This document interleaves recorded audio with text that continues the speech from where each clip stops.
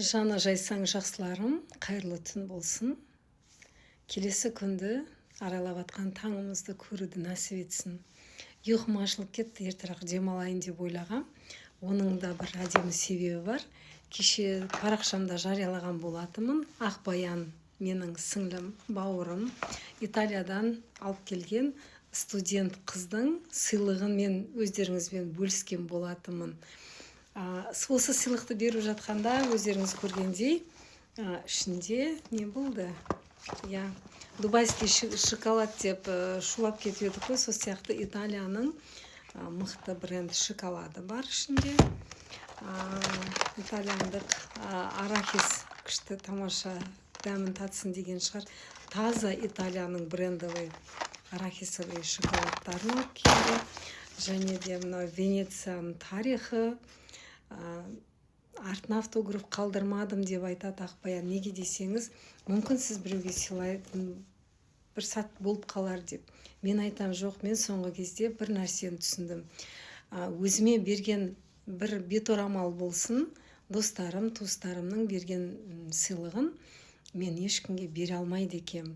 Өйткені мүмкін ол кісі соңғы ақшасын алған шығар, білмейміз ғой. Сондықтан да маған деген сезімін, сыйластығын білдіріп, қаншама сыйлық келіп жатыр. Даже бір кішкентай бет орамал болсын, мен біреудің сыйлығын біреуге тартпаймын дедім.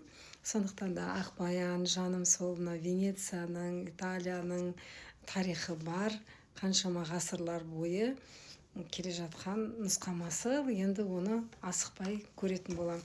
Тағы да бір осы сыйлықтың ішінде мына бір хат бар.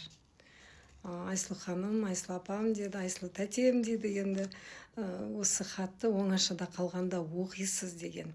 Сондықтан да бүгін сәті келіп тұр. Жаңа ұйқым ашылып кетті. Неге десеңіздер, бұл хатта не деп жазды екен деген Ақбаяным, менің жаным, жұдырықтай жүрегімнен айналдым. Сіз хатты қай кезде жазып едіңіздер? Мен есімде жоқ. Өз қолыммен хатты кімге қалай қай кезде жазғаным. Ал менің Италиядан келген сіңлім кеше кездесу үстінде кофе ішіп отырып, осы бір хатты жеке қалғанда оқыңызшы, өтінішім деген. Осыны қазір парақшамда оқып жариялағым келіп тұр.